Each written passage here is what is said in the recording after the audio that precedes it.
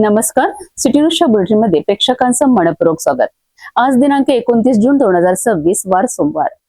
बातमीची सुरुवात करूया सुविचार मालेनी. शिस्त, संयम आणि सातत्य हे 3 गुण अंगीकारले तर यश तुमच्यापासून फार काळ दूर राहू शकत नाही. आजचा सूचना आपण बघितलं. आता बघूया बातमीपत्रातील ठळक बातम्या.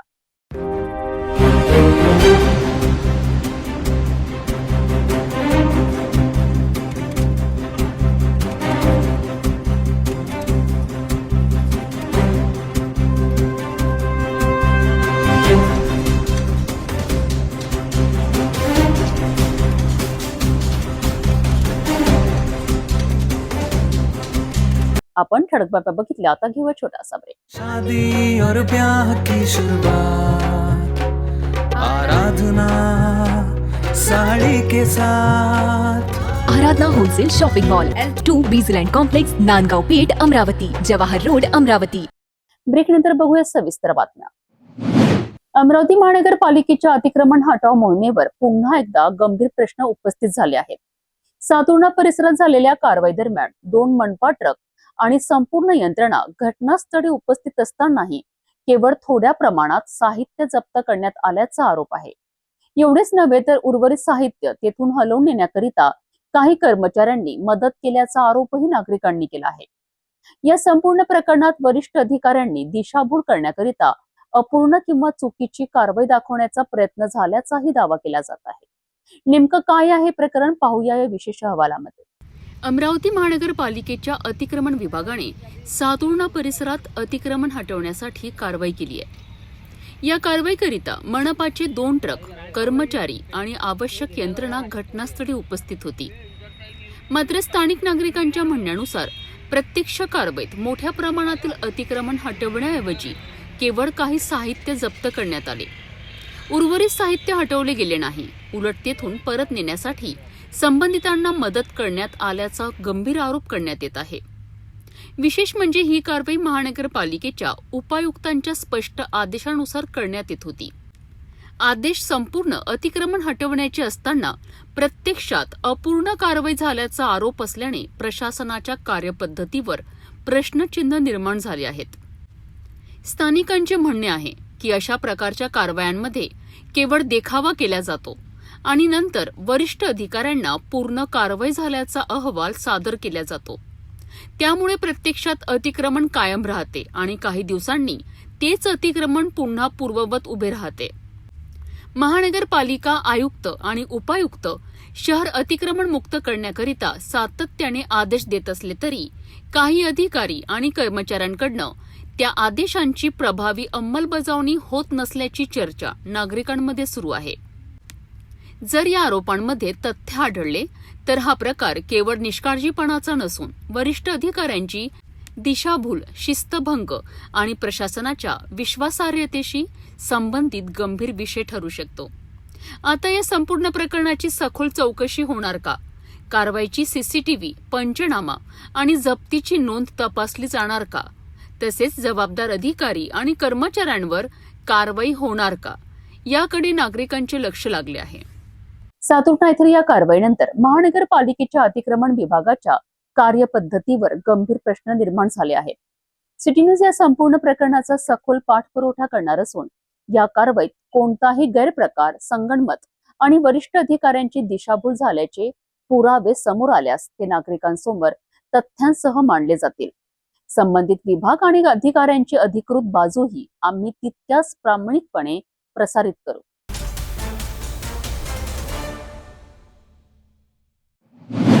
सिटी न्यूजच्या विशेष फायर ऑडिट रिपोर्टचा मोठा इम्पॅक्ट समोर आला आहे. अमरावतीतील कोचिंग क्लासेसमध्ये अग्निसुरक्षेच्या गंभीर त्रुटी उघड करणारा सिटी न्यूजचा रिपोर्ट प्रसारित होताच मनपायुक्त वर्षा लड्डा यांनी तातडीने दखल घेत शहरातील कोचिंग क्लासेस संचालकांची महत्त्वपूर्ण बैठक बोलावली.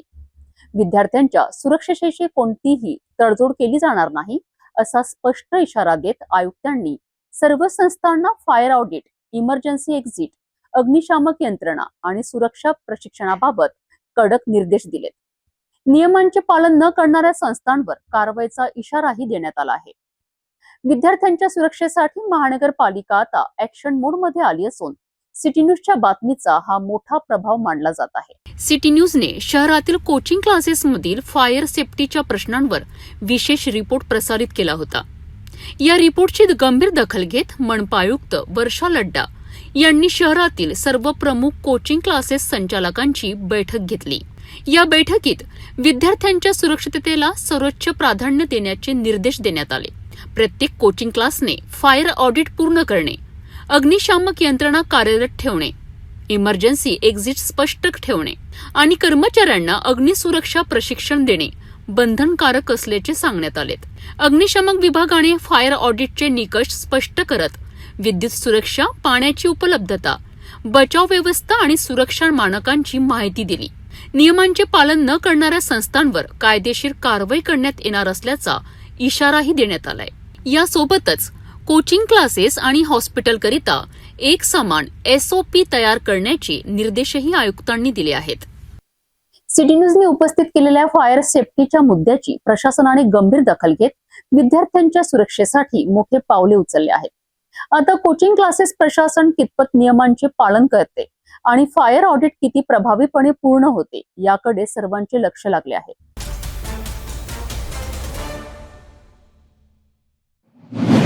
अमरावतीत वनरक्षक भरती 2023 पेसा प्रतीक्षा यादीतील उमेदवारांनी न्यायासाठी निर्णायक लढा सुरू केला आहे. मुख्य वनसंरक्षक कार्यालयासमोर 23 जून पासून आमरण उपोषण सुरू असून समान नियम, समान अधिकार आणि समान न्यायाची मागणी आंदोलनकर्त्यांनी केली आहे. वनरक्षक भरती 2023 पेसा अंतर्गत अमरावती जिल्ह्यातील प्रतीक्षा यादीतील उमेदवारांनी मुख्य वनसंरक्षक कार्यालयासमोर आमरण उपोषण सुरू केले आहे.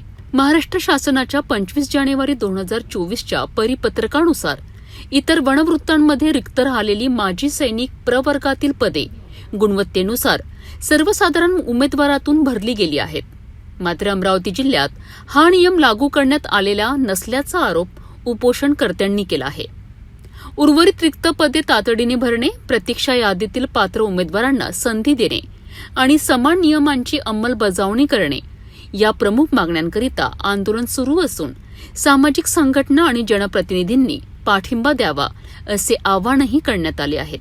आम्ही 23/6/2026 पासून इथं आमरण उपोषणावर बसलो आहे. आमची मुख्य मागणी होती की ज्या प्रकारे अन्य 5 जिल्ह्यात जे वनरक्षकची जागा रिक्त होती ते सर्वसाधारण मधून कन्वर्ट करून भरण्यात आलेली आहे, पण अमरावती विभाग यांनी दखल न घेता ते भरले नव्हते. पण आमची मागणी होती की जसं तिथं न्याय झालेला आहे तसं आम्हाला पण न्याय द्यावा अशी आमची ठाम मागणी होती.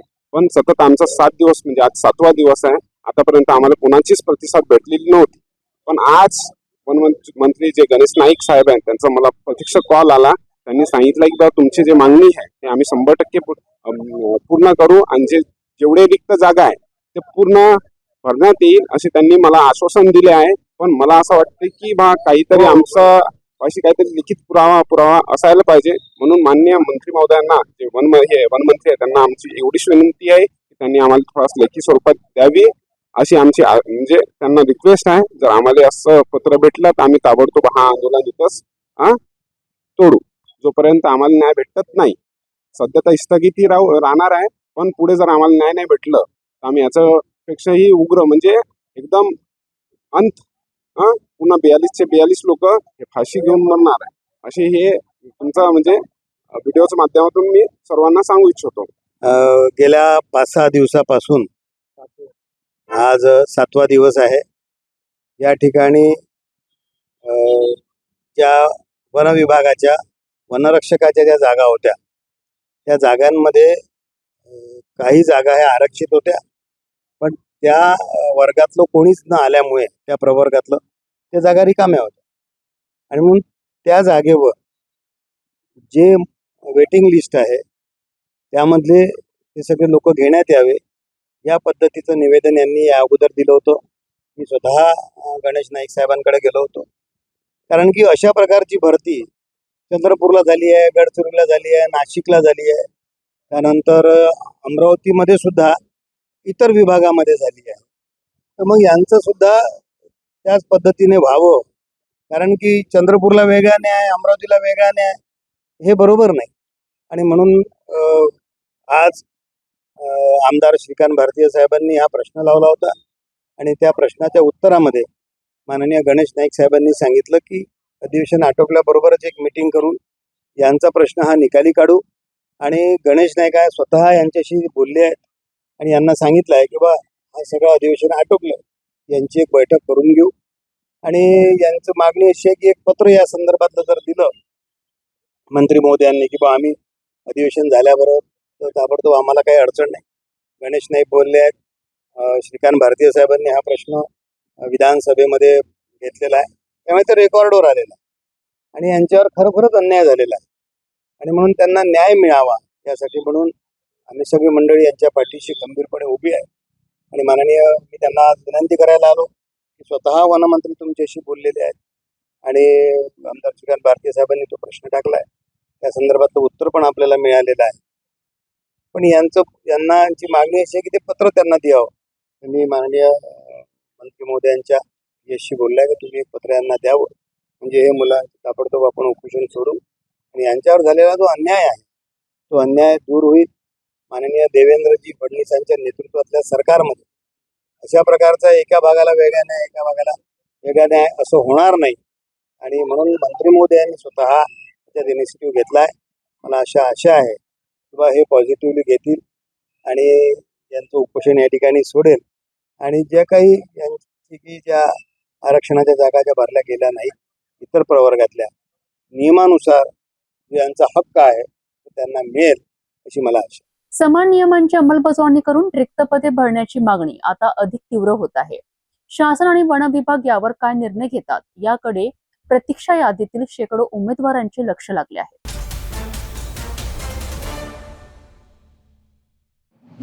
अमरावतीतील प्रतिष्ठित गुजराती एज्युकेशन सोसायटीच्या निवडणुकीत यंदा सदस्यांनी उत्स्फूर्त सहभाग नोंदवत मतदानाचा नवा विक्रम घडवला आहे. एकूण 390 मतदारांपैकी तब्बल 327 मतदारांनी मतदानाचा हक्क बजावलाय. या निवडणुकीत अध्यक्षपदी निलेश लाठिया तर उपाध्यक्षपदी डॉक्टर नितीन सेठ यांनी विजय मिळवत सोसायटीच्या नेतृत्वाची धुरा आपल्या खांद्यावर घेतली आहे. या निवडणुकीचे निकाल जाहीर होताच विजयी उमेदवारांच्या समर्थकांमध्ये जल्लोषाचे वातावरण पाहायला मिळाले. अमरावती शहरातील शिक्षण क्षेत्रात महत्त्वाचे स्थान असलेल्या गुजराती एज्युकेशन सोसायटीच्या निवडणुकीकडे सर्वांचे लक्ष लागले होते. रविवारी पार पडलेल्या या निवडणुकीत सदस्यांनी मोठ्या प्रमाणात सहभाग घेतला. संस्थेच्या एकूण 390 मतदारांपैकी 327 सदस्यांनी मतदानाचा हक्क बजावत लोकशाही प्रक्रियेवर विश्वास व्यक्त केलाय. मतदानानंतर लगेच मतमोजणी प्रक्रिया पार पडली आणि सायंकाळपर्यंत निकालही जाहीर करण्यात आले. अध्यक्षपदासाठी झालेल्या चुरशीच्या लढतीत निलेश लाठिया यांनी 171 मते मिळवत विजय संपादन केलाय. त्यांचे प्रतिस्पर्धी दिलीप पोपट यांना 143 मते मिळाली, तर तिसरे उमेदवार धीरेंद्र आडतिया यांना केवळ 9 मतांवर समाधान मानावे लागले. उपाध्यक्षपदाच्या निवडणुकीतही मोठी चुरस पाहायला मिळाली. डॉक्टर नितीन सेठ यांनी 170 मते मिळवत विजय मिळवलाय. त्यांचे प्रतिस्पर्धी ॲडव्होकेट संजय सांघाणे यांना 153 मते मिळाली, तर निवडणुकीत 27 मते अवैध ठरल्याची माहिती निवडणूक अधिकाऱ्यांनी दिली आहे. याशिवाय कार्यकारिणीच्या विविध पदांसाठी ही निवडणूक घेण्यात आली. यात राजेश पटेल, दिनेश सेठिया, भरत भायानी, चेतन लाठिया, तुषार श्राफ, जितू दोशी, मुकेश गगलाणी, किशोर कारिया, निलेश शाह, राजू देसाई, सीमेश श्राफ आणि अमृत पटेल यांची निवड करण्यात आली आहे. नवीन नेतृत्व निवडून आल्यानंतर संस्थेच्या शैक्षणिक आणि विकासात्मक उपक्रमांना अधिक गती मिळेल अशी अपेक्षा सदस्यांकडून व्यक्त केली जात आहे. गुजराती एज्युकेशन सोसायटीच्या निवडणुकीत सदस्यांनी मोठ्या प्रमाणात सहभाग नोंदवत लोकशाहीची ताकद पुन्हा एकदा दाखवून दिली आहे. आता नव्या नेतृत्वाकडनं संस्थेच्या प्रगतीसाठी कोणते निर्णय घेतले जातात याकडे सर्वांचे लक्ष लागले आहे.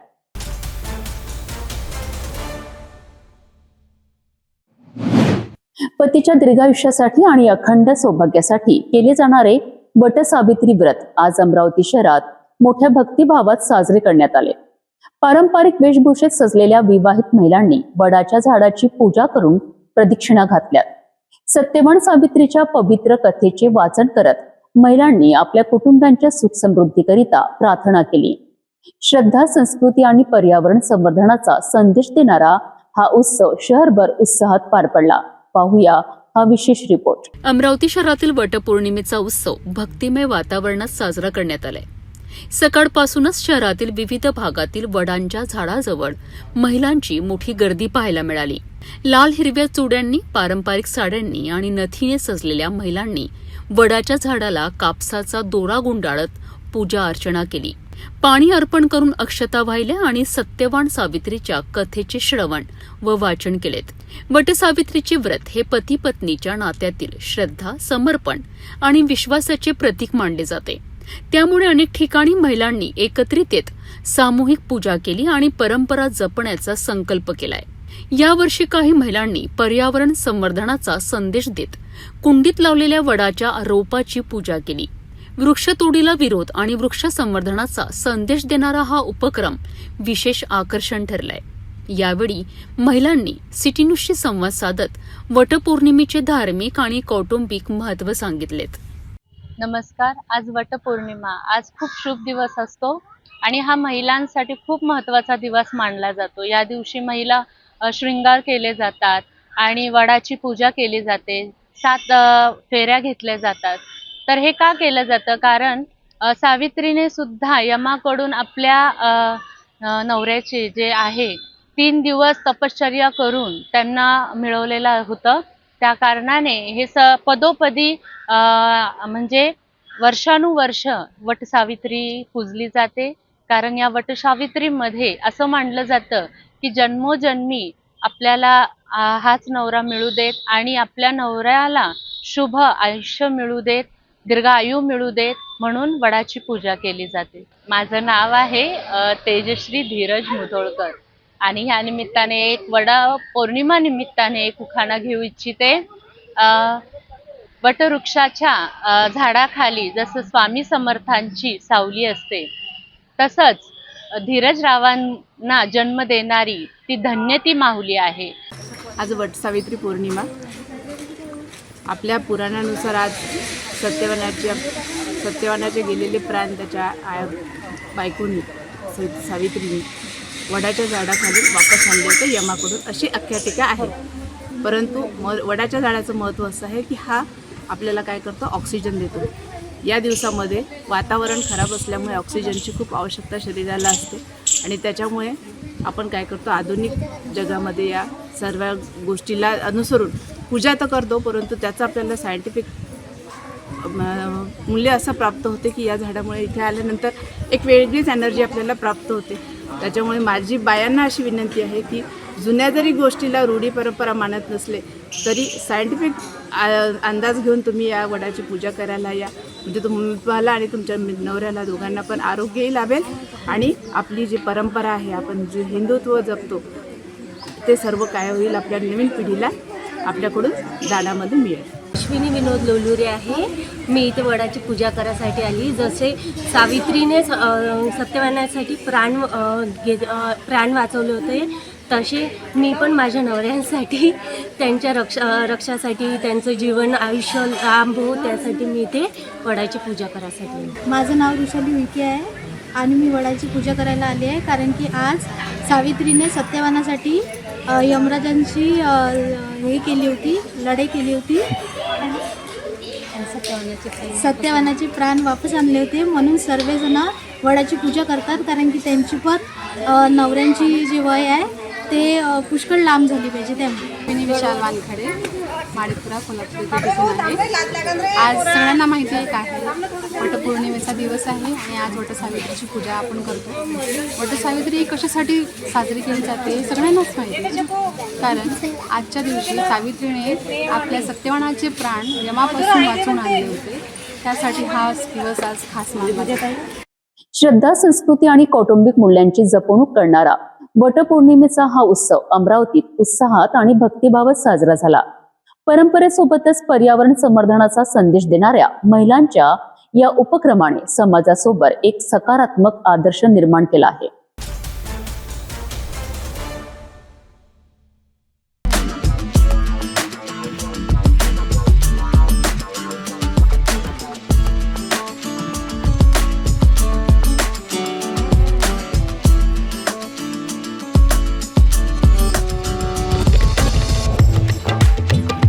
हे मीटिंग चालू आहे ना. नाही नाही, मीटिंग मध्ये सांगा, तुम्हाला थोडी येता येते. मीटिंग झाल्यावर बोलू आपण. नाही, बिलकुल बरोबर नाही. मीटिंग मध्ये यायचं नाही. मराठी समजते का तुम्हाला? अकोला महापालिकेच्या स्थायी समितीच्या सभेत आज असा गोंधळ उडाला की संपूर्ण सभागृहात एकच खळबळ माजली. काँग्रेस नगरसेविका स्मिता कांबळे यांचे पती आणि रिपाई आठवले गटाचे अकोला महानगराध्यक्ष गजानन कांबळे यांनी थेट स्थायी समितीच्या सभेत प्रवेश केल्याने वातावरण तापले. 12 लाखांच्या कामासंदर्भात ते सभागृहात पोहोचल्याचे सांगितले जात आहेत. मात्र विना परवानगी प्रवेश केल्याचा मुद्दा उपस्थित करत स्थायी समिती सभापती विजय अग्रवाल यांनी त्यांना तात्काळ बाहेर जाण्याचे आदेश दिले. परंतु गजानन कांबळे यांनी सभागृह सोडण्यास नकार दिल्याने दोघांमध्ये जोरदार शाब्दिक चकमक रंगली. हे मीटिंग चालू आहे ना. नाही नाही, मीटिंग मध्ये सांगा, तुम्हाला थोडी येता येते. तुम्हाला नाही येता येत ना मीटिंग मध्ये. नाही नाही, मीटिंग झाल्यावर बोलू आपण. मीटिंग झाल्यावर बोलू आपण. मीटिंग झाल्यावर बोलू आपण.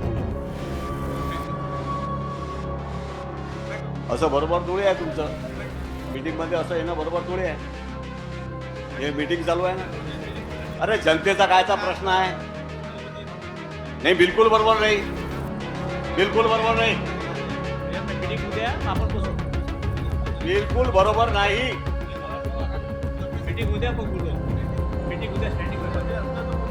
मीटिंग मध्ये यायचं नाही. मराठी समजते का तुम्हाला? तू काय करतो तू?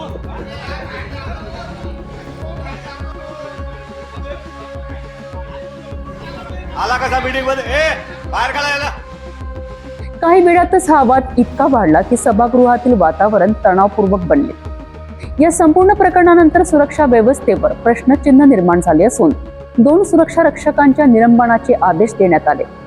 एवढेच नाही तर महापालिका प्रशासन आता गजानन कांबळे यांच्या विरोधात पोलीस तक्रार दाखल करण्याच्या तयारीत असल्याची माहिती समोर येत आहे.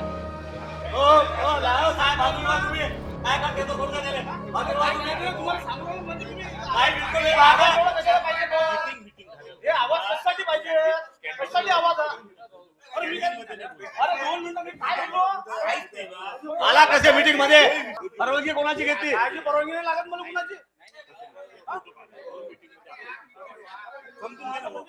अरे आपण काय बोललो आपण? दलित वस्तीचा निधीच्या संदर्भात बोललो.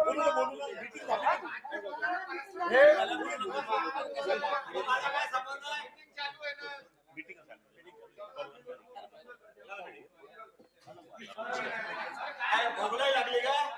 भोगलाई लागली का?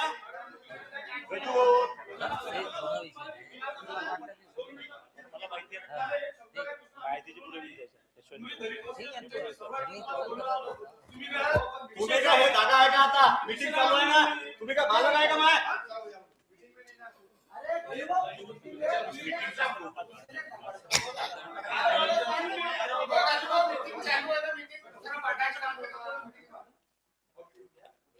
आणि तुम्ही काय करता रे? झोपा घेता का? कोणी येते मीटिंग मध्ये आतमध्ये?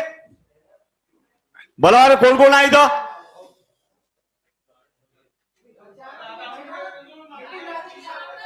या कोण कोण आहे सिक्युरिटी मध्ये? कोण आहे सिक्युरिटी मध्ये? काय मोगलाई लग गई क्या? मीटिंग चालू आहे, तो आपला भाषण देऊन राहिला. ते बोलाव सिक्युरिटी वाले कोण आहेत? कोण कोण होतो तुम्ही ड्युटीवर? काय नाव तुझं?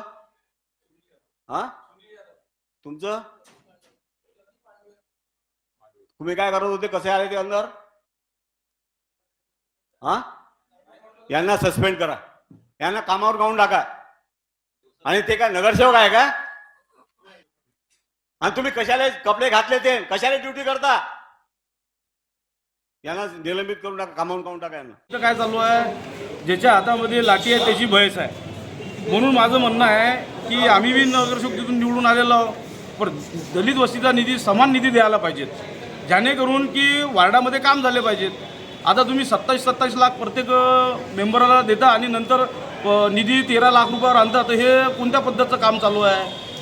आणि त्याच्यातलाही 5.5 लाख रुपये निधी ह्या इतर कामासाठी खर्च करण्याची त्यांची मानसिकता चालू आहे. तर दलित वस्तीचा निधी हा दलित वस्तीमध्येच खर्च व्हायला पाहिजे, इतर कामामध्ये खर्च झाला नाही पाहिजे. अगर तुम्हाला दुसरं कोणतं काम घ्यायचं असेल तर पर्सनल तुम्ही ठराव घ्या तुमच्या स्टँडिंगमध्ये आणि तो निधी दुसऱ्या ठिकाणी यूज करा. दलित वस्तीचा निधी दलित वस्तीमध्येच खर्च करा. आजपर्यंत कुणी त्या वार्डाला विचारलं नव्हतं, तर आजपर्यंत त्यांना दलित वस्तीचा निधी इतर ठिकाणी वळवला आणि दुसऱ्या ठिकाणी काम केले. आज रोजी ही महानगरपालिका होऊन आज 20 वर्षाच्या वर झालेला आहे.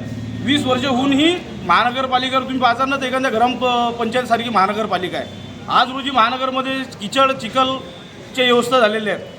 आज अगर तुम्ही पहिल्या पावसामध्ये अगर महानगरपालिका परिसर पाहिजे, महानगरपालिकेमध्ये किचड आहे आणि दलित वस्तीचा निधी इकडे तिकडे वळवता यांना काही अधिकार नाही आहे. तर अकोला महापालिकेच्या स्थायी समितीच्या सभेत झालेल्या या गोंधळामुळे सुरक्षा व्यवस्था, सभागृहातील शिस्त आणि राजकीय हस्तक्षेप यावर पुन्हा एकदा प्रश्नचिन्ह निर्माण झाले आहेत. 2 सुरक्षा रक्षकांवर कारवाई झाली असली तरी या संपूर्ण प्रकरणात पुढे कोणावर जबाबदारी निश्चित होते आणि पोलीस तक्रारीनंतर कोणती कारवाई होते हे पाहणे महत्त्वाचे ठरणार आहे.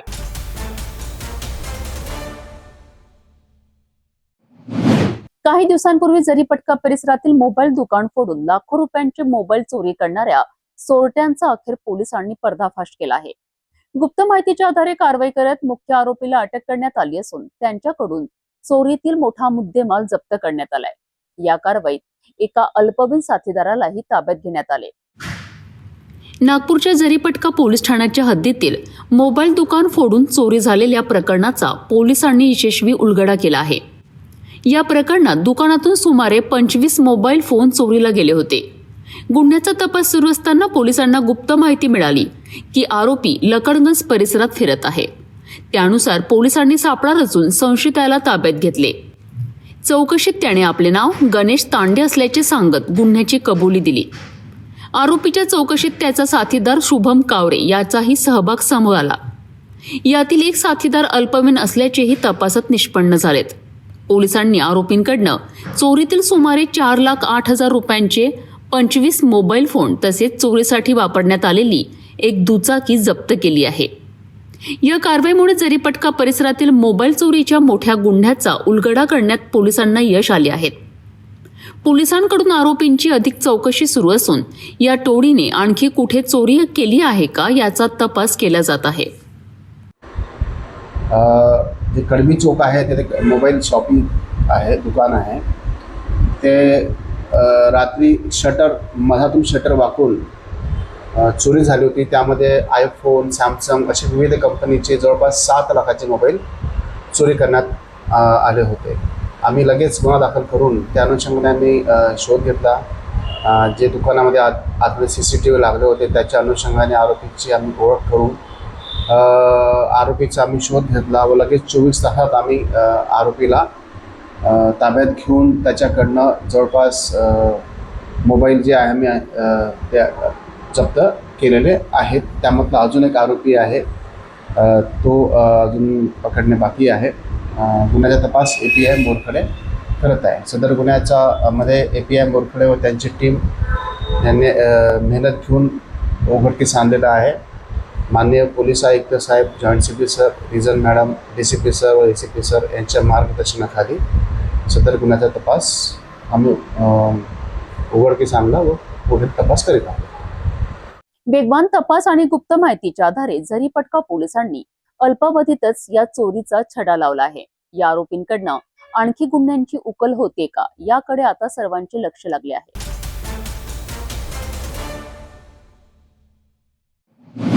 नागपूर जिल्ह्यातील रामटेक तालुक्यातून एक अत्यंत हृदयद्रावक आणि धक्कादायक घटना समोर आली आहे.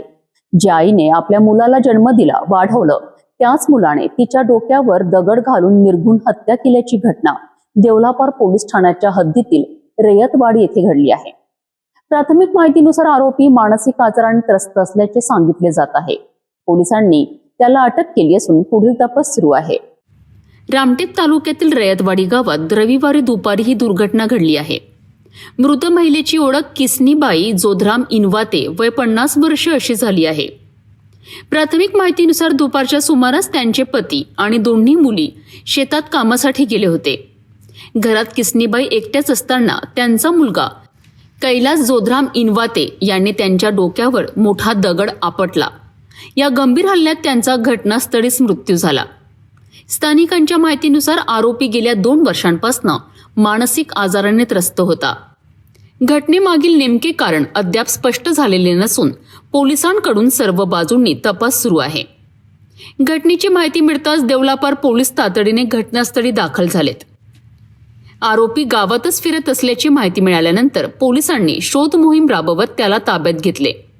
मृतदेह शवविच्छेदनासाठी ग्रामीण रुग्णालयात पाठविण्यात आला असून या प्रकरणाचा पुढील तपास देवलापार पोलीस करीत आहेत. आई आणि मुलाच्या नात्याला हादरा देणारी ही घटना संपूर्ण परिसराला सुन्न करून गेली आहे. या प्रकरणात तपासातून नेमके कारण काय समोर येते आणि आरोपीची मानसिक स्थिती काय होती हे तपासानंतर स्पष्ट होणार आहे.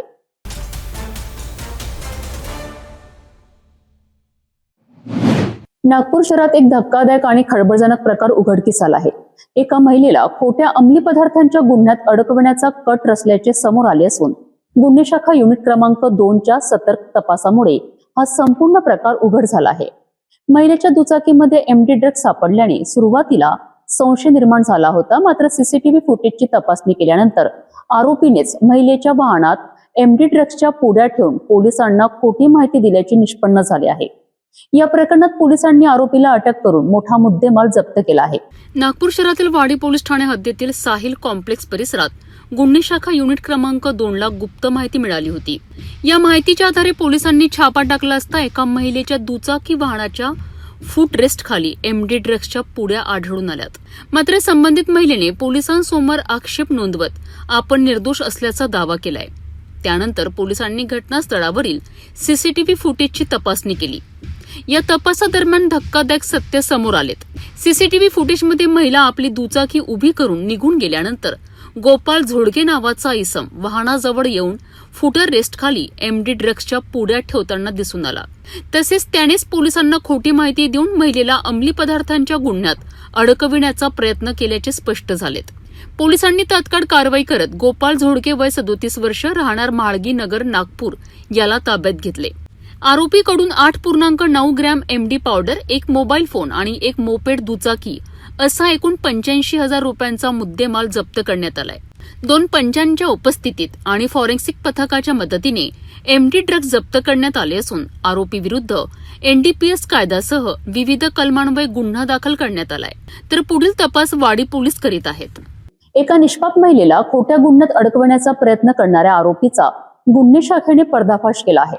सीसीटीव्ही फुटेज आणि तांत्रिक तपासाच्या आधारे सत्य बाहेर आले आणि मोठा कट उघड झालाय. अंमली पदार्थांसारख्या गंभीर गुन्ह्यांमध्ये कोणालाही खोटे अडकवण्याचा प्रयत्न किती धोकादायक ठरू शकतो याचे हे जिवंत उदाहरण आहे. या प्रकरणातील पुढील तपासाकडे आता सर्वांचे लक्ष लागले आहे.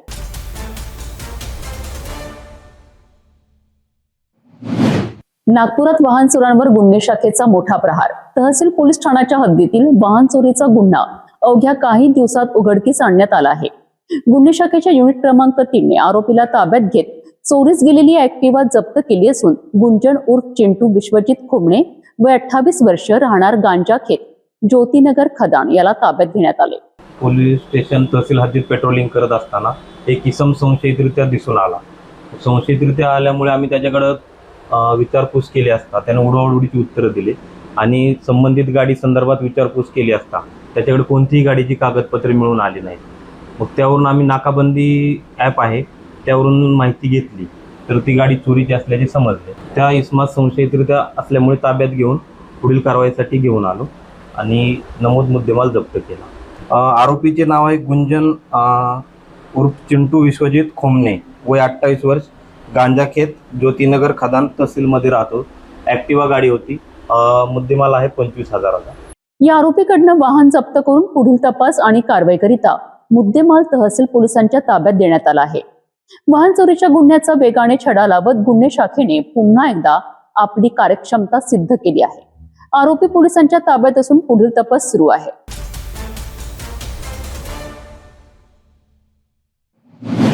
नागपुरात गुन्हेगारीवर पोलिसांचा पुन्हा एकदा जबरदस्त प्रहार पाहायला मिळालाय.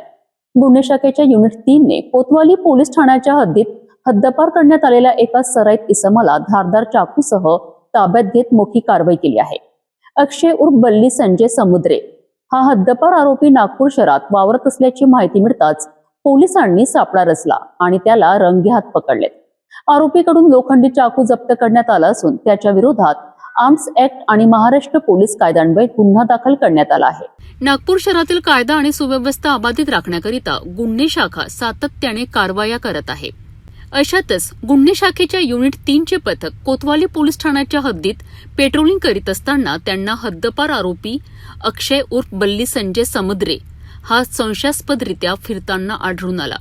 पोलिसांनी तात्काळ त्याला ताब्यात घेत अंगझडती घेतली असता त्याच्याकडून एक लोखंडी चाकू जप्त करण्यात आलाय. विशेष म्हणजे संबंधित आरोपीला यापूर्वी नागपूर शहरातून हद्दपार करण्यात आले होते. मात्र आदेशाचे उल्लंघन करत तो पुन्हा शहरात वावरत असल्याचे समोर आलेत. या प्रकरणी आरोपी विरुद्ध आर्म्स ऍक्टच्या कलम 4 आणि 25 तसेच महाराष्ट्र पोलीस कायद्याच्या कलम 142 आणि 135 अन्वये गुन्हा दाखल करण्यात आला आहे. जप्त करण्यात आलेल्या चाकूची किंमत सुमारे 300 रुपये असल्याचे पोलिसांनी सांगितलेत. गुन्हे शाखेच्या या कारवाईमुळे हद्दपार गुन्हेगार आणि शस्त्र बाळगणाऱ्यांमध्ये खळबळ उडाली असून शहरातील गुन्हेगारी प्रवृत्तींना मोठा इशारा मिळाला आहे. तर पुढील तपास कोतवाली पोलीस करीत आहेत. जुना भंडारा आम रोडवरती एक इसम संशयितरित्या जात असताना दिसून आला. आम्ही त्याच्याजवळ गेलो. आवाज देत असता तो पळून जाण्याचा तयारीत होता. त्याला स्टाफच्या मदतीनं घेराव घेऊन पकडले असता तो रेकॉर्डवरील असल्याचे मिळून आले आणि त्याची झडती घेतली असता त्याच्याकडे एक चाकू भेटून आला आणि तो तडीपार असल्याचा त्याचा अभिलेख चेक केला असता तो तडीपार असल्याचे कळाले. तो नमूद आरोपीचे नाव आहे अक्षय उर्फ बल्ली संजय समुद्रे, जुनी शुक्रवारी जगम मिल जवळ कोतवाली येथून तो 1 वर्षाकरिता तडीपार आहे. हद्दपार आदेश धाब्यावर बसून शहरात वावरणाऱ्या आरोपीवर गुन्हे शाखेने केलेली ही कारवाई नागपूर पोलिसांच्या सतर्कतेचे उदाहरण मानली जात आहे. शहरात कायदा मोडणाऱ्यांविरोधात अशाच प्रकारे कठोर कारवाई सुरू राहणार असल्याचा संदेश या कारवाईतून देण्यात आला आहे.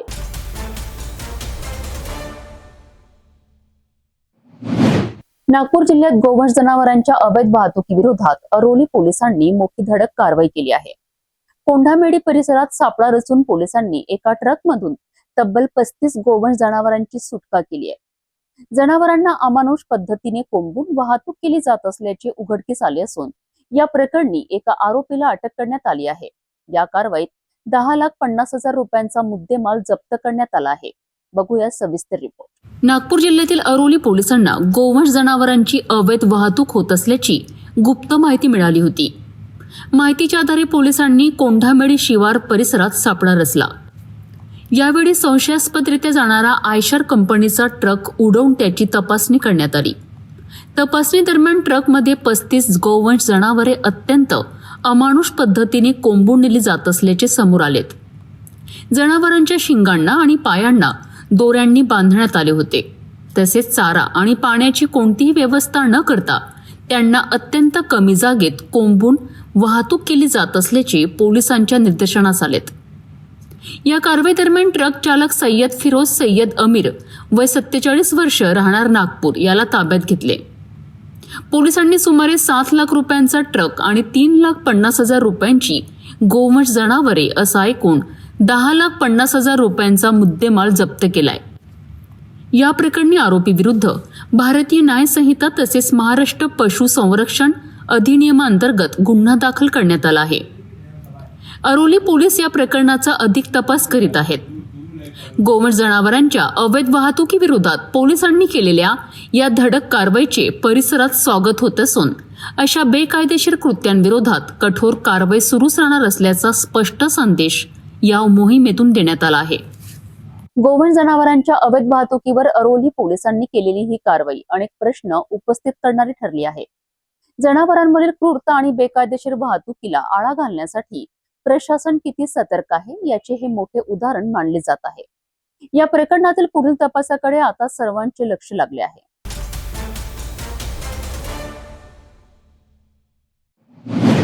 नागपूरमध्ये दहशतीचं साम्राज्य निर्माण करणाऱ्या कुख्यात टिट्या गँगला पोलिसांनी मोठा झटका दिला आहे. विशेष म्हणजे या गँगवर दुसऱ्यांदा महाराष्ट्र संघटित गुन्हेगारी नियंत्रण कायदा म्हणजेच मकोका अंतर्गत कारवाई करण्यात आली आहे. कपिलनगर परिसरात झालेल्या मारहाण आणि जीवघेण्या हल्ल्यानंतर पोलिसांनी ही कठोर कारवाई केली आहे. नेमकं काय आहे हे संपूर्ण प्रकरण पाहूया या रिपोर्ट मधनं. जय हिंद. पोलीस स्टेशन कपिलनगर येथील अपराध क्रमांक 394/2026 कलम 109 74, 115, 352, 189, 190, 191 सोबत 332, 296 BNS सहकलम 135 महाराष्ट्र पोलीस कायद्यान्वये दिनांक 1 जून 2026 गुन्हा घडला होता. यातील जो फिर्यादी आहे, या फिर्यादीला यातील जे नमूद आरोपी आहे, नमूद आरोपींनी त्याला जीवानीशी ठार मारण्याच्या उद्देशाने त्याच्यावर हमला केला होता. आणि यातील जे आरोपी आहेत यांचं नाव आहे, हे टोळी प्रमुख आम्ही केलं आहे, त्या टोळी प्रमुखचं नाव आहे आशुतोष उर्फ टिट्ट्या धीरज उके, रजत सुनील पाटील, समीश उर्फ लकी संजू मेश्राम, गौरव उर्फ संजय बाबा घरडे आणि 5वा आहे निशांत उर्फ हनी सुकेश पाल. हे 5ही रेकॉर्डवरील आरोपी आहेत. त्यामध्ये जो आशुतोष उर्फ टिट्ट्या आहे हा आमचा हिस्ट्री शीटर आहे. या सर्वांनी त्याला दिवाणीची ठार मारण्याच्या उद्देशाने 307 गुन्हा केला होता. त्यानंतर आम्ही लगेच त्यांना अटक करून मान्य कोर्टासमक्ष हजर करून PCR घेतले आहे. सध्या ते मान्य न्यायालयाच्या आदेशाने न्यायालयाने कोठडीत आहे. यातील जे आरोपी आहेत यांचा उद्देश हा होता की यामध्ये पूर्ण परिसरात दहशत पसरविणे, तसेच विविध यांच्यावर सर्व गुन्हे आहेत आणि यांचे कॉमन गुन्हे पण आहेत. एकंदरीत मकोकाची पूर्ण जी क्रायटेरिया आहे यामध्ये यांचं हे पूर्ण बसलेले आहेत. त्यामुळे आम्ही माननीय नॉर्थ रिजन मॅडम यांच्याकडे प्रस्ताव माननीय DCP sir doctor Sandeep Pakale sir यांच्या मार्फतीने हे प्रस्ताव पाठवण्यात आला होता. मान्य DCP doctor Sandeep Pakale sir यांचा शिफारस पुढे झाल्यानंतर मान्य रिजन मॅडम यांनी मान्यता दिली आहे. त्यावरून आम्ही परवा दिवशी आम्ही यामध्ये मोक्याची कलमवाढ केलेली आहे. पुढील तपास माननीय ACP खेडकर साहेब कामठी विभाग हे पुढील तपास करत आहेत. एकंदरीत यामध्ये मोका लावल्याने संपूर्ण जे परिसर आहे हे समाधान व्यक्त करत आहेत की हे जे कुख्यात गुन्हेगार आहेत यांना मोका लावलेला आणि पूर्ण परिसरामध्ये यांची दहशत पण होती. एकंदरीत असं निदर्शनास आलेलं आहे आणि त्यामध्ये मोक्याचे चौकटीत पण हे सर्व आरोपी बसलेले आहेत. त्यामुळे मोका यांना इनिशिएट आम्ही केलं आहे. कठोर कारवाईचा इशारा देत नागपूर पोलिसांनी संघटित गुन्हेगारीला कोणतीही माफी नसल्याचा स्पष्ट संदेश दिला आहे. नागपूरमध्ये वाढत्या संघटित गुन्हेगारी विरोधात पोलिसांनी पुन्हा एकदा कठोर भूमिका घेत कुख्यात टिट्या गँगवर मकोकाचा फास आवडला आहे. दुसऱ्यांदा झालेली ही कारवाई टोळीच्या सदस्यांकरिता मोठा धक्का मानली जात आहे. आता पुढील तपासात आणखी कोणते धक्कादायक खुलासे समोर येतात याकडे सर्वांचे लक्ष लागले आहे.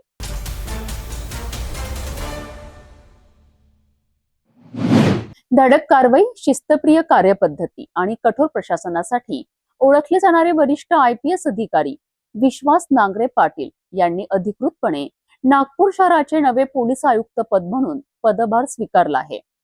नागपुरात आगमन होताच पोलीस अधिकारी आणि कर्मचाऱ्यांनी त्यांचे उत्साहात स्वागत केले. नव्या पोलीस आयुक्तांच्या नियुक्तीमुळे नागपूरच्या कायदा आणि सुव्यवस्थेबाबत नागरिकांच्या अपेक्षा अधिक वाढल्या आहेत. वरिष्ठ IPS अधिकारी विश्वास नांगरे पाटील यांनी नागपूर शहराचे पोलीस आयुक्त म्हणून अधिकृतपणे कार्यभार स्वीकारलाय. नागपुरात दाखल होताच पोलीस जिमखाना परिसरात अधिकारी आणि कर्मचाऱ्यांनी पुष्पगुच्छ देऊन त्यांचे स्वागत केलेत. या स्वागताचा व्हिडिओ सोशल मीडियावरही मोठ्या प्रमाणात व्हायरल होत आहे. कार्यभार स्वीकारल्यानंतर त्यांनी मुख्यमंत्री देवेंद्र फडणवीस यांचे आभार मानत नागपूरसारख्या महत्त्वाच्या शहरात काम करण्याची संधी मिळाल्याबद्दल समाधान व्यक्त केलेत. नागपूर ही राज्याची उपराजधानी आणि देशाची टायगर कॅपिटल म्हणून ओळखली जाते. त्यामुळे शहरातील कायदा आणि सुव्यवस्था अधिक मजबूत ठेवणे ही मोठी जबाबदारी असल्याचे त्यांनी स्पष्ट केलेत. मुख्यमंत्र्यांनी दाखवलेल्या विश्वासाला न्याय देण्याकरिता पूर्ण प्रामाणिकपणे आणि जबाबदारीने काम करणार असल्याचेही त्यांनी सांगितलेत. संघटित गुन्हेगारी, अंमली पदार्थांची तस्करी, सायबर गुन्हे आणि इतर गंभीर गुन्ह्यांवर कठोर कारवाईची अपेक्षा आता नागपूरकर व्यक्त करीत आहेत. नव्या पोलीस आयुक्तांच्या नेतृत्वाखाली नागपूर पोलिसांच्या कामकाजात कोणते नवे बदल होतात याकडे संपूर्ण शहराचे लक्ष लागले आहे. पत्रकार मित्रांचे स्वागत आहे आणि आभारसुद्धा आहे. मी आज अतिशय महत्त्वाच्या मध्य भारतातील नागपूर शहराचा पोलीस आयुक्त म्हणून कार्यभार स्वीकारलेला आहे. या ऑरेंज सिटी किंवा टायगर कॅपिटल मध्ये मी पहिल्यांदाच काम करत आहे. निश्चितपणे खूप मोठी जबाबदारी आहे. माननीय मुख्यमंत्री महोदयांनी जो विश्वास या ठिकाणी काम करण्याच्या अनुषंगानं माझ्यावरती टाकलेला आहे, त्यांच्या आणि DGP महाराष्ट्र यांच्या ज्या अपेक्षा आहेत, कोर पोलिसिंग कशा पद्धतीनं झालं पाहिजे, कायदा आणि सुव्यवस्था कशी राहिली पाहिजे, गुन्ह्याचं प्रतिबंध आणि नियंत्रण कशा पद्धतीनं असलं पाहिजे, कन्व्हिक्शन रेट कसा वाढला पाहिजे, महिला, लहान मुलं, weaker sections of the society, युवक यांच्या प्रश्नांना कसं प्राधान्य दिलं पाहिजे, हे प्रकर्षानं आणि प्राथम्यानं पाहिलं जाईल. माननीय DGP सरांनी दिशा नावाचं एक प्रेझेंटेशन ऑनरेबल CM सरांना दिलेलं होतं आणि तेच प्रेझेंटेशन त्यांनी प्रत्येक युनिटमध्ये सर्वांना दाखवलेलं आहे. आणि त्या अनुषंगानं एक बर्थ चार्ट, एक टाईमलाईन ठरवून जनसामान्यांच्या सेवेसाठी पोलिसांनी कसं काम केलं पाहिजे या अनुषंगाने तो ब्लूप्रिंट दिलेला आहे. पण निश्चित अतिशय संयतपणे, जबाबदारीनं, प्रोफेशनल आणि कोअर पोलिसिंगला समोर ठेवून आणि सगळ्यात महत्त्वाचं नागरिकांच्या सहभागानं, प्रत्येक पोलीस हा गणवेशासह नागरिक आहे आणि प्रत्येक नागरिक हा गणवेशरहित पोलीस आहे. लोकांना बरोबर घेऊन काम करण्याचा आमचा सगळ्यांचा टीम म्हणून प्रयत्न राहील. स्मार्ट पोलिसिंगचं उद्दिष्ट ऑनरेबल PM सरांनी पूर्ण देशभरामध्ये दिलेलं आहे आणि स्मार्टचं फुल फॉर्म त्यांनी जो दिलेला आहे, स्ट्रिक्ट आणि sensitive, S, M modern and mobile, A alert and attentive, R responsible and responsive आणि T trained and techno savvy या अनुषंगानं काही उद्दिष्ट दिलेली आहेत. ती हळूहळू वास्तवात उतरण्यासाठी सगळं पोलीस दल काम करत आहे. सगळ्यात महत्त्वाचं, आमच्या खांद्यावर जे IPS लिहिलेलं आहे, ब्रिटिश काळात फक्त IP सर्व्हिस होती आणि स्वातंत्र्यानंतर आपण IPS मध्ये त्याचं पण परिवर्तन झालं. त्यातलं S स्टँड्स फॉर सर्व्हिस. त्यामुळे सर्वसामान्य लोकांची सेवा करणं, घाबरायचं असेल तर फक्त गुन्हेगारांनीच पोलिसांना घाबरावं. बाकी सर्वसामान्यांच्यासाठी आम्ही अहोरात्र तत्पर आणि कार्यरत पूर्वीही होतो आणि आत्ताही आणि यापुढेही राहू. नागपूरच्या सुरक्षेची धुरा आता विश्वास नांगरे पाटील यांच्या खांद्यावर आली आहे. त्यांच्या नेतृत्वाखाली शहरातील गुन्हेगारींवर किती प्रभावी नियंत्रण मिळते आणि पोलीस दल अधिक सक्षम कसे बनते हे येत्या काळात स्पष्ट होणार आहे.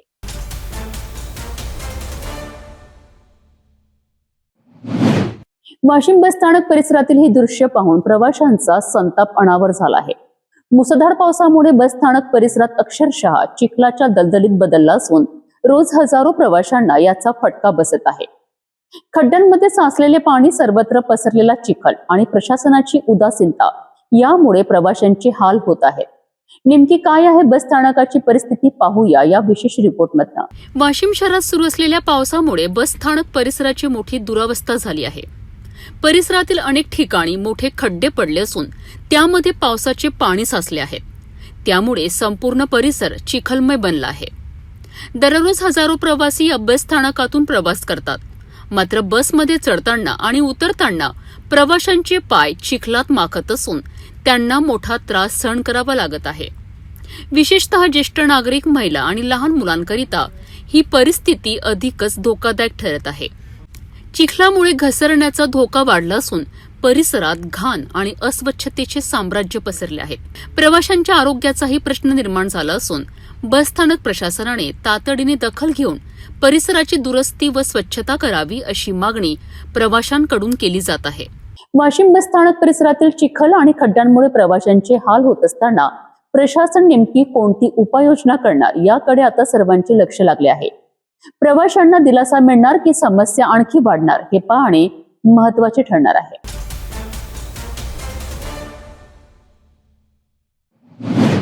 वाशिम जिल्ह्यातील नेतनसा परिसरात शेतकऱ्यांसमोर नवं संकट उभं ठाकलं आहे. कांच नदीवरील कोल्हापुरी बंधाऱ्याला पुराच्या पाण्यासोबत आलेल्या कचऱ्याचा आणि झाडांच्या पालापाचोळ्याचा मोठा बिडखा पडला आहे. त्यामुळे नदीचा नैसर्गिक प्रवाह रोखला गेला असून पाणी थेट शेत शिवारात शिरू लागलं आहे. नुकतीच पेरणी केलेल्या शेतकऱ्यांच्या पिकांवर यामुळे मोठं संकट ओढवलं असून प्रशासनाच्या तातडीच्या हस्तक्षेपाची मागणी जोर धरू लागली आहे. कांच नदीवरील कोल्हापुरी बंधाऱ्याजवळ मोठ्या प्रमाणात कचरा आणि झाडांचा पालापाचोळा अडकून पडला आहे. पुराच्या पाण्यामुळे वाहून आलेला हा कचरा बंधाऱ्यासमोर साचल्याने नदीचा प्रवाह मंदावला आहे. परिणामी नदीचे पाणी आजूबाजूच्या शेतांमध्ये घुसू लागले आहे. याच काळात शेतकऱ्यांनी खरीप हंगामासाठी पेरणी केली आहे. मात्र वाढलेल्या पाण्यामुळे पेरलेले बियाणे वाहून जाण्याची किंवा जमिनीतच कुजण्याची भीती व्यक्त केली जात आहे. अनेक शेतकऱ्यांनी प्रशासनाकडे तातडीने कचरा हटवून नदीचा मार्ग मोकळा करण्याची मागणी केली आहे. वेळीच उपाययोजना न झाल्यास मोठ्या प्रमाणात शेतीचे नुकसान होण्याची शक्यता व्यक्त होत असून शेतकरी प्रशासनाच्या निर्णयाकडे लक्ष लावून बसले आहेत. कांच नदीवरील हा कचऱ्याचा विडखा केवळ नदीच्या प्रवाहालाच अडथळा ठरत नाही, तर शेतकऱ्यांच्या मेहनतीवरही पाणी फिरवण्याची शक्यता निर्माण करत आहे. आता प्रशासन किती तत्परतेने कारवाई करते आणि शेतकऱ्यांना दिलासा देते याकडे संपूर्ण परिसराचे लक्ष लागले आहे.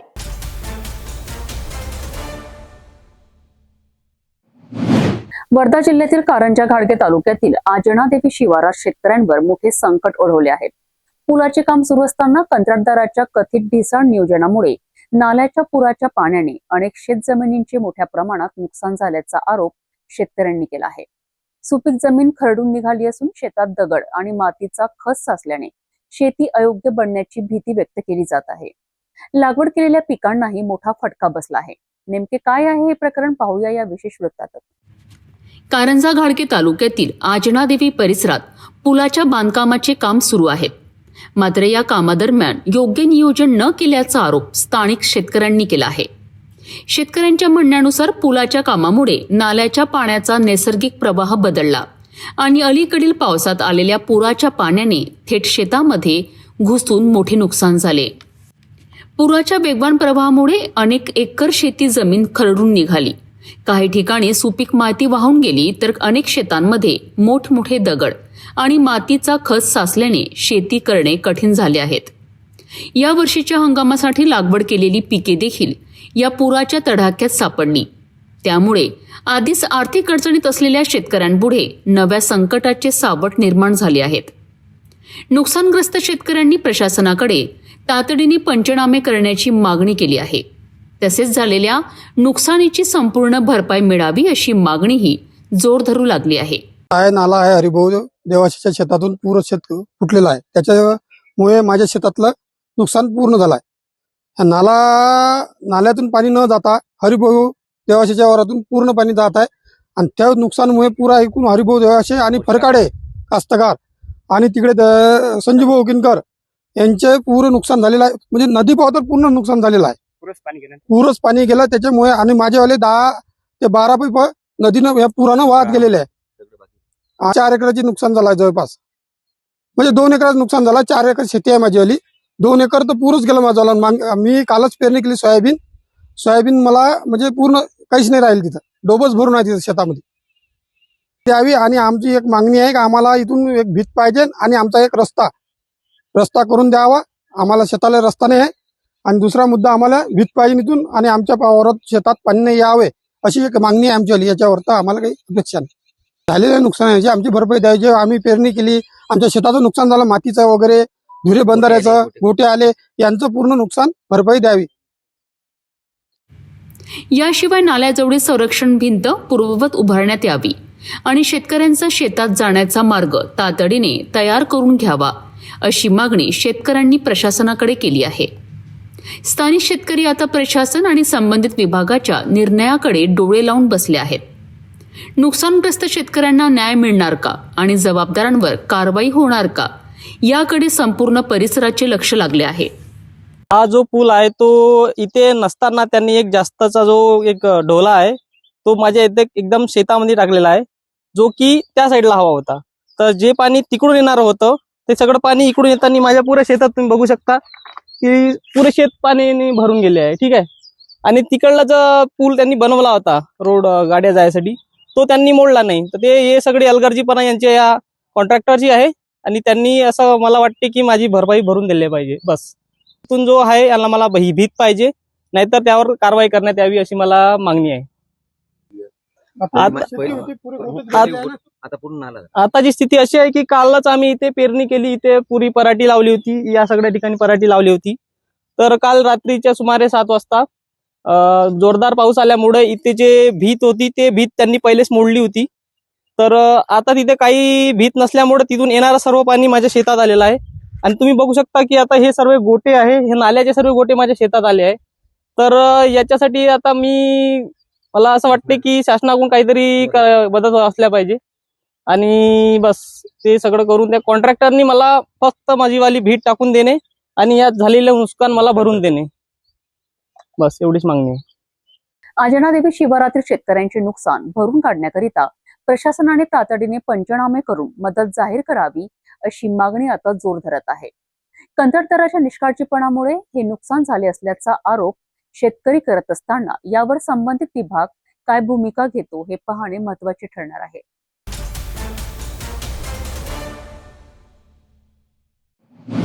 बिहारची राजधानी पटना येथून एक धक्कादायक आणि मोठी बातमी समोर आली आहे. पटना सिटीमधील दिरारगंज परिसरातील डालडा वनस्पती तेलाच्या विशाल गोदामाला लागलेल्या भीषण आगीने संपूर्ण परिसर हादरून गेला आहे. लाखो किलो डालडा आणि खाद्यतेल आगीत भस्मसात झाले असून कोट्यवधी रुपयांचे नुकसान झाल्याचा अंदाज व्यक्त केला जात आहे. तब्बल 20 अग्निशमक गाड्या गेल्या अनेक तासांपासून आग आटोक्यात आणण्याकरिता झुंज देत आहेत. पाहूया हा सविस्तर रिपोर्ट. पटना सिटीच्या दिरारगंज पोलीस ठाण्याच्या हद्दीतील महुली रोड परिसरात असलेल्या डालडा वनस्पती तेलाच्या मोठ्या गोदामात रविवारी मध्यरात्री भीषण आग लागली. आग लागल्यानंतर काही क्षणातच ज्वाळांनी संपूर्ण गोदामाला वेढा घातला आणि परिसरात घबराहटीचे वातावरण निर्माण झाले. स्थानिक नागरिकांनी तातडीने पोलीस आणि अग्निशमक विभागाला माहिती दिली. घटनेची माहिती मिळताच पटना शहरातील सर्व अग्निशमक केंद्रांना सतर्क करण्यात आले. आग विझवण्याकरिता जवळपास 20 फायर ब्रिगेडच्या गाड्या घटनास्थळी दाखल झाल्यात. मात्र गोदामात मोठ्या प्रमाणावर साठवलेले खाद्यतेल आणि डालडा असल्याने आग अधिकच भडकली. तेलाच्या आगीमुळे बचाव कार्याला मोठे आव्हान निर्माण झालेत. आगीची तीव्रता इतकी प्रचंड होती की अग्निशमक वाहनांना आत पोहोचवण्याकरिता बुलडोझरच्या मदतीने स्वतंत्र मार्ग तयार करावा लागला. प्राथमिक माहितीनुसार सुमारे 50 लाख किलोहून अधिक डालडा आणि खाद्यतेल जळून खाक झाले असून या दुर्घटनेत कोट्यवधी रुपयांचे नुकसान झाल्याचा अंदाज व्यक्त केला जात आहे. अग्निशमक विभागाचे अधिकारी ज्ञानानंद सिंह यांनी सांगितले की तेलाच्या आगीवर नियंत्रण मिळवणे अत्यंत कठीण असते. त्यामुळे पाण्यासोबतच विशेष फोम कंपाऊंडचा वापर करण्यात येत आहे. सलग 9 तासांपेक्षा अधिक काळ सुरू असलेल्या या बचाव मोहिमेनंतर आग काही प्रमाणात नियंत्रणात आली असली तरी पूर्णपणे विझवण्यासाठी अजून प्रयत्न सुरू आहेत. दरम्यान प्राथमिक तपासात शॉर्ट सर्किटमुळे आग लागल्याची शक्यता व्यक्त करण्यात आली आहे. मात्र आग पूर्णपणे विझवल्यानंतरच या दुर्घटनेचे नेमके कारण स्पष्ट होणार आहे.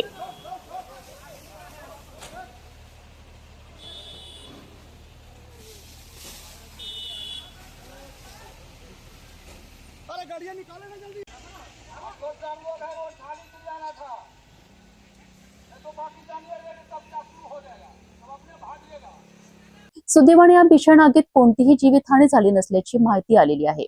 मात्र लाखो किलो डालडा आणि खाद्यतेल जळून खाक झाल्याने उद्योग क्षेत्राला मोठा आर्थिक फटका बसला आहे. आग पूर्णपणे आटोक्यात आल्यानंतरच या दुर्घटनेचे खरे कारण समोर येणार आहे. जाता जाता पुन्हा एकदा आजच्या ठळक बातम्या.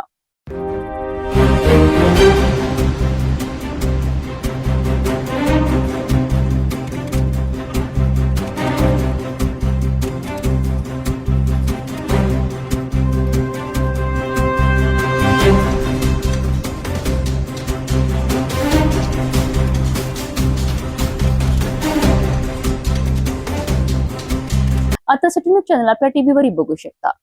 अमरावती जिल्ह्यानंतर विदर्भ आणि महाराष्ट्राचे दर्शक घर बसल्या आपल्या केबल टीव्हीवर सिटी न्यूज बातमी पाहू शकाल. जर आपल्या टीव्हीवर सिटी न्यूज चॅनल दिसत नसेल तर आपण आपल्या केबल ऑपरेटर संपर्क करावा. आपण सिटी न्यूज केबलच्या व्यतिरिक्त युट्यूब, फेसबुक, इंस्टाग्राम आणि ट्विटरवर बघू शकता. याकरिता सोशल मीडिया अकाउंट सबस्क्राईब करा, फॉलो करा, लाईक करा. युट्यूब अकाउंट सबस्क्राईब करण्याकरिता सबस्क्राईब बटनाला क्लिक करा आणि बेल आयकॉन दाबायला विसरू नका, कारण सर्वात आधी समाचार आपल्यापर्यंत पोहोचणार आहेत. तसेच सिटीची फेसबुक पेज लाईक करा, इंस्टाग्राम आणि ट्विटर हँडल फॉलो करा. आपण व्हॉट्सअपवर सुद्धा सूचना देऊन न्यूज प्राप्त करू शकता. व्हॉट्सअप नंबर स्क्रीनवर येत आहे. हे बातमीपत्र एवढ्यावरच थांबूया. पुन्हा भेटू नवीन घडामोडींसोबत. आपण बघत राहा फक्त सिटी न्यूज. हर खबर पर पैनी नजर, हर मुद्दे पर सटीक वार, यही है सिटी न्यूज की पहचान. जहाँ सच्चाई की आवाज दबाई जाती है, वहाँ सिटी न्यूज उठाता है सवाल. हर स्क्रीन पर, हर प्लेटफॉर्म पर हमारी मौजूदगी बोलती है. सिटी न्यूज हमेशा सच के साथ.